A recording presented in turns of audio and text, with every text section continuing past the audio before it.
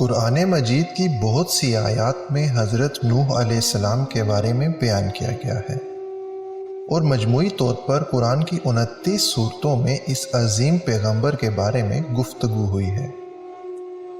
مورخین نے لکھا ہے کہ نوح علیہ السلام کا نام عبد الغفار یا عبد الملک یا عبد الاعلیٰ تھا، اور نوح کا لقب انہیں اس لیے دیا گیا کیونکہ وہ سالہ سال اپنے اوپر یا اپنی قوم پر نوحہ و گریہ کرتے رہے۔ آپ کے والد کا نام لمک یا لامک تھا۔ نوح علیہ السلام اللہ تعالیٰ کے پیغمبر تھے۔ آپ نے تقریباً 950 سال تک لوگوں کو اللہ کی طرف بلایا، مگر آپ کی قوم کا جواب یہ تھا کہ آپ بھی ہماری طرح عام آدمی ہیں۔ اگر اللہ کسی کو بطور رسول بھیجتا تو وہ فرشتہ ہوتا۔ صرف 80 لوگوں نے ان کا دین قبول کیا۔ نوح علیہ السلام تمام رسولوں میں سب سے پہلے رسول تھے جنہیں زمین میں مبعوث کیا گیا تھا۔ نوح علیہ السلام نے ان کے عذاب کی بددعا فرمائی، جس کے نتیجے میں ان پر سیلاب کا عذاب نازل ہوا۔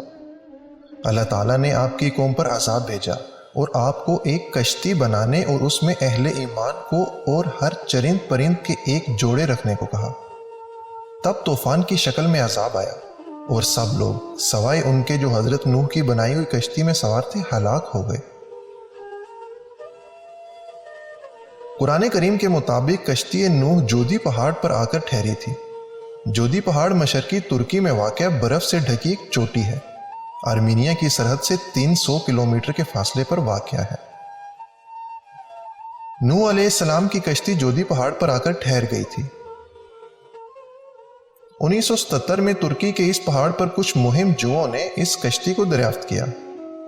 اخبارات میں اس کی تصاویر شائع ہوئیں تو یہودیوں، عیسائیوں اور ملحدین کے درمیان ایک نئی بحث چھڑ گئی۔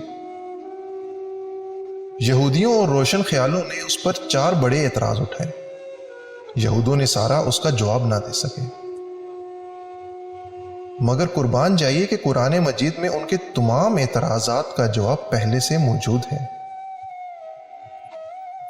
پہلا اعتراض، بغیر کسی ٹیکنالوجی کے 6000 سال قبل ایسی عظیم الشان کشتی بنانا کیسے ممکن ہوا جو اتنا وزن اٹھا کر لمبے عرصے تک سمندر میں سفر کرتی رہی؟ اس کا جواب قرآن پاک میں کچھ یوں ہے، اور ہم نے اسے تختوں اور کیلوں والی کشتی پر سوار کر لیا۔ تحقیق کے بعد اس کشتی سے دھاتی کیلوں اور تختوں کے آثار ملے ہیں۔ کیلوں اور تختوں کی وجہ سے ہی یہ ممکن ہوا۔ اللہ جل شانہ نے نوح علیہ السلام کو اس کا علم عطا فرما دیا تھا۔ دوسرا اعتراض، اس زمانے میں اتنی بڑی کشتی کیسے بنائی جا سکتی تھی جس میں دنیا بھر کے جانوروں کے جوڑے سوار ہوئے؟ اس کا جواب قرآن کی سورہ ہود میں ہے، جس آیت کا مفہوم یہ ہے، یہاں تک کہ جب ہمارا حکم آ پہنچا اور تنور ابلنے لگا، ہم نے کہا کہ اس کشتی میں ہر قسم کے جانداروں میں سے جوڑے یعنی 2 جانور، ایک نر اور ایک مادہ سوار کرا لے، اور اپنے گھر کے لوگوں کو بھی، نہ سوائے ان کے جن پر پہلے سے بات پڑ چکی ہے، اور سب ایمان والوں کو بھی۔ اس کے ساتھ ایمان لانے والے بہت ہی کم تھے۔ یعنی یہ کشتی کوئی عام کشتی نہیں تھی بلکہ بہت بڑی کشتی تھی۔ یہ کشتی 3 منزلہ ہے اور بہت لمبی چوڑی ہے۔ اس میں 522 ریل کے ڈبے سوار کیے جا سکتے ہیں۔ 25,000 جانوروں کی گنجائش موجود ہے، اس لیے اتنے جانوروں کا سما جانا بالکل درست ہے۔ تیسرا اعتراض، اتنی بڑی کشتی اتنے عظیم طوفان میں بغیر لنگر کے کیسے تیر سکتی ہے؟ اس کا جواب بھی سورہ ہود میں قرآن پاک نے کچھ اس طرح سے دیا ہے۔ نوح علیہ السلام نے کہا، اس کشتی میں بیٹھ جاؤ، اللہ ہی کے نام سے اس کا چلنا اور ٹھہرنا ہے، یقیناً میرا رب بڑی بخشش اور بڑے رحم والا ہے۔ حیرت انگیز طور پر جس پہاڑ پر یہ کشتی ٹھہری ہے، اس کے نیچے وادی میں چٹانوں کے نیچے بڑے بڑے لنگر دریافت ہوئے ہیں، وہ اسی کشتی کے لنگر ہیں۔